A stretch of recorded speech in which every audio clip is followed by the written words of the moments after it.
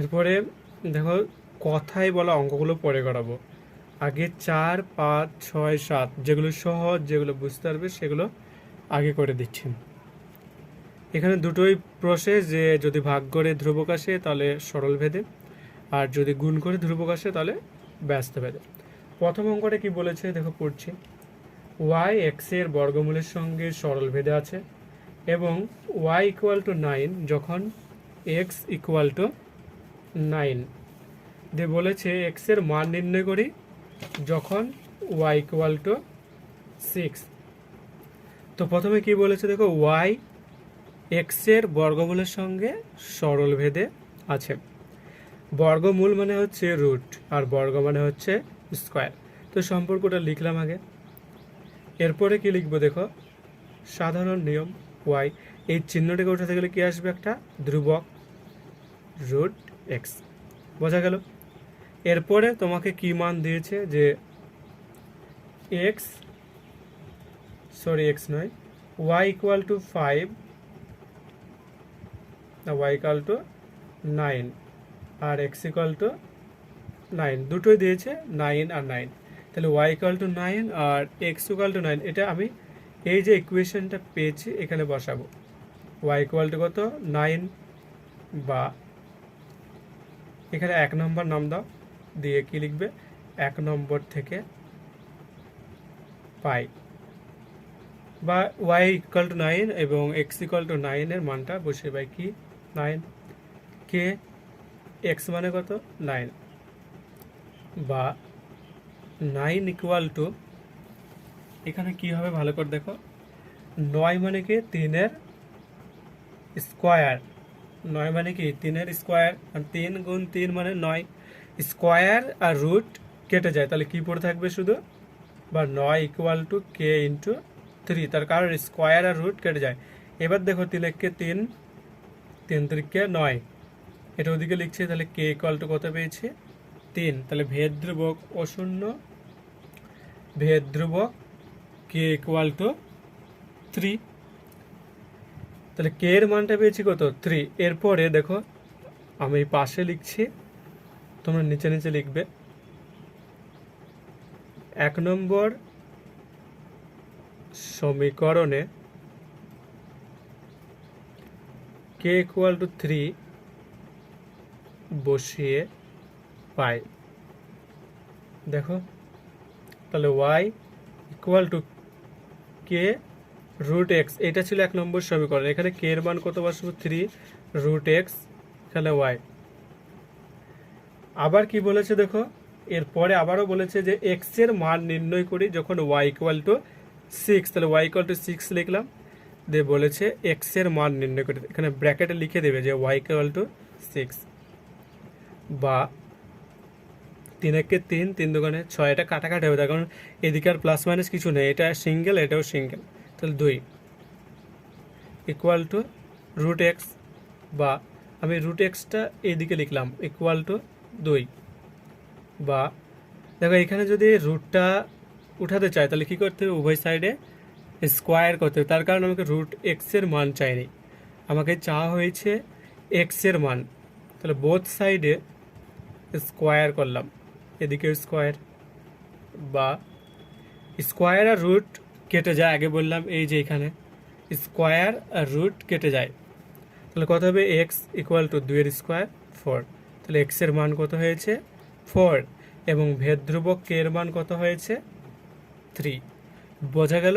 যদি না বোঝা যায় তাহলে অবশ্যই কমেন্টসে বলবে, এবং যারা চ্যানেলটিকে সাবস্ক্রাইব করেনি তাদের যদি ভালো লাগে অঙ্কগুলো তাহলে চ্যানেলটিকে সাবস্ক্রাইব করবে, আর যদি খারাপ লাগে তাহলে একটা ডিসলাইক দিবে, আর ভালো লাগলে একটা লাইক দিবে।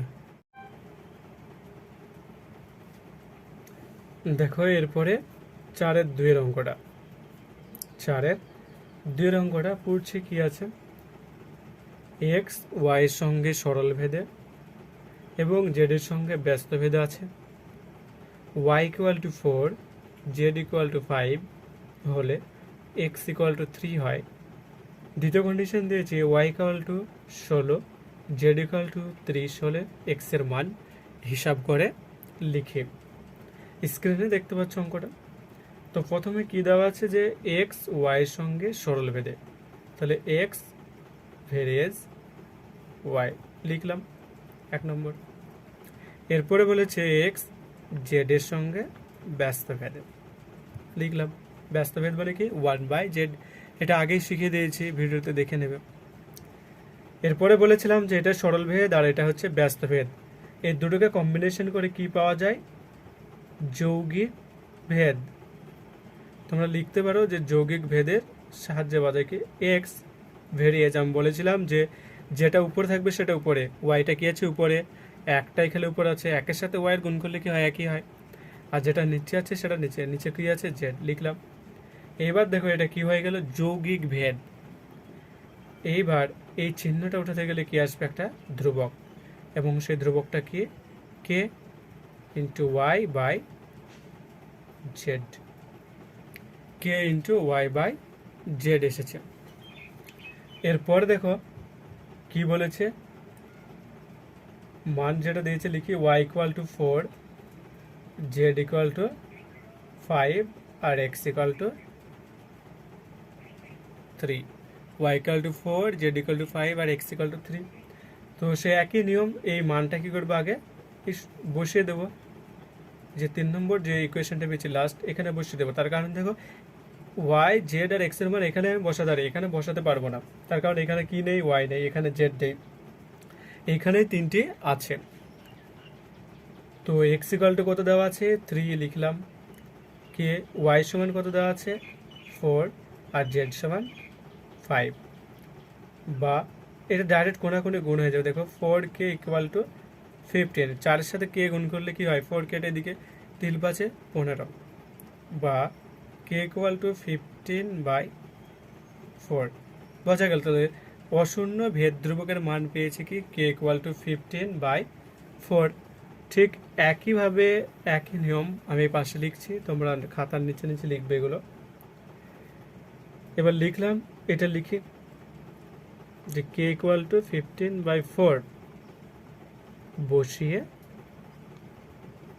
পাই কত হবে, দেখো এই ইকুয়েশনে যদি বসাই, এই ইকুয়েশনটাই এক্স ইকুয়াল টু কে মানে কত 15/4 ইন্টু ওয়াই বাই জেড, বা তাহলে কি হয়েছে, এটা বসে X equal to 15/4 into Y by Z. আবার দেখো এরপরে আবার বলেছে যে ওয়াই এর মান দিয়েছে কত 16, জেড এর মান দিয়েছে 30। তাহলে এটা আগে লিখি 15/4, ওয়াই দিয়েছে 16 আর জেড দিয়েছে 30। এখানে ব্র্যাকেটে লিখবে যে Y equal to 16, Z equal to 30, বা এক্স ইকুয়াল টু কত হবে 4 1 4, 4 4 16, ডট মানে গুণ হয়ে আছে, 15 1 15, 15 দোকানে 30, 2 1 2, 2 দোকানে 4, তাহলে এক্স ইকুয়াল টু 2। খুবই সহজ অঙ্ক তাই না, এক্স এর মান কত 2। আরও একবার বুঝিয়ে দিচ্ছি যে দেখো প্রথমে বলেছে এক্স ওয়াইয়ের সঙ্গে সরল ভেদে আছে, তাহলে লিখেছি কি এক্স ভেরিয়েজ ওয়াই। এরপরে কি বলেছে দেখো এক্স জেড এর সঙ্গে ব্যস্তভেদে আছে, তাহলে এক্স ভেরিয়েজ ব্যস্তভেদ বলা মানে কি 1/z, মানে অনন্যক জেডের। এবার যৌগিক ভেদের যে উপপাদ্য, সেই উপপাদ্য প্রয়োগ করে কি পাই এক্স ভেরিয়েজ, উপরে কি আছে ওয়াই, ওয়াই লিখলাম, নিচে কি আছে জেড, জেড লিখলাম, বা X equal to K into Y by Z. কেটা কেন, এই চিহ্নটা ওঠাতে গেলে, ভেরিয়েজ চিহ্ন ওঠাতে গেলে সব সময়ের জন্য একটা ধ্রুবক আসে, এবং এই চ্যাপ্টারে কে নেওয়াটাই বেটার, তার কারণ বইতে সব কেই ধরা আছে। এরপর দেখো তোমাকে যে মানগুলো দিয়েছে Y equal to 4, Z equal to 5, X equal to 3, ওটা এই লাস্ট যে ইকুয়েশনটা পেয়েছি 3 নম্বর, সেটাই বসিয়ে দিলাম।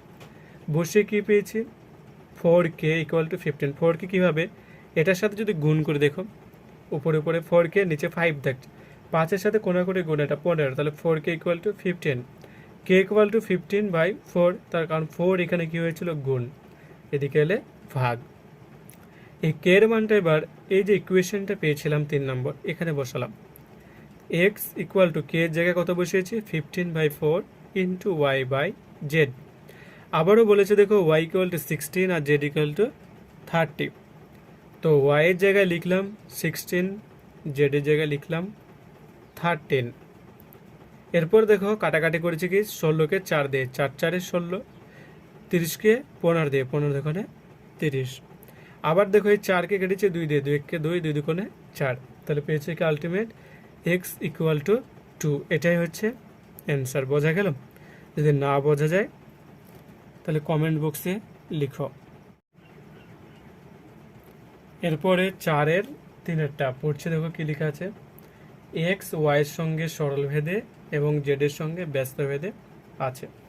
আবার লিখে দিলে যে এক্স ওয়াইয়ের সঙ্গে কি আছে, সরলভেদে, এবং জেডের সঙ্গে ব্যস্তভেদে। ব্যস্তভেদ মানে কি 1/z, এটা। এবার লিখবো কি যে যৌগিক ভেদের উপপাদ্য থেকে পাই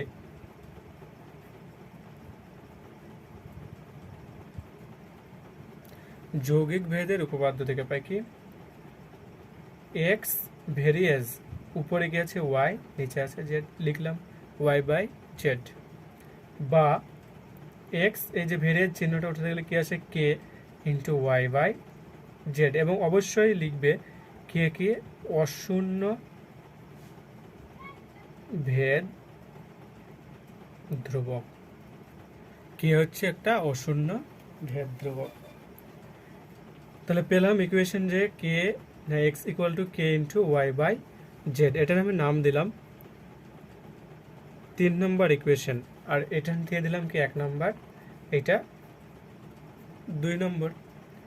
দিয়ে বলেছে y ইকুয়াল টু 5, এবার মানটা লিখি, y equal to 5, z equal to 9, আর x ইকুয়াল টু 1/6, এইটা দিয়েছে। এটা এখানে যদি বসাই কিসের মান পাবো আমি, কে এর মান পাবো। তাহলে বসাই x ইকুয়াল টু 1/6, বা অতএব দিয়ে লিখে 1/6 কে লিখলাম, y মানে 5 আর z মানে 9।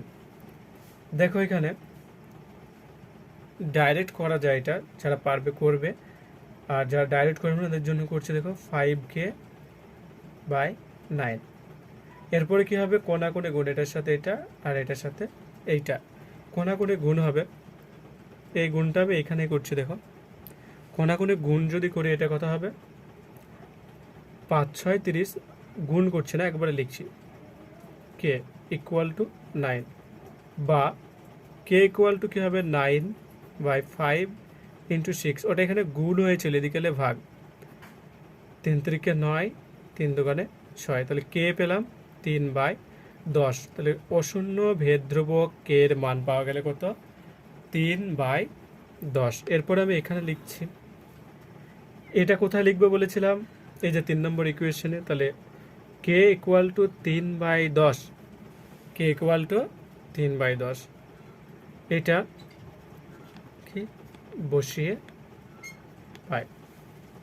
কোথায় দেখো এখানে লিখছি x equal to 3/10 into y/z, বা এক্স ইকুয়াল টু 3/10, ওয়াই মানে কত দেওয়া আছে দেখো বইতে, ওয়াই এর মান দেওয়া আছে 6 আর জেড এর মান দেওয়া আছে 1/5।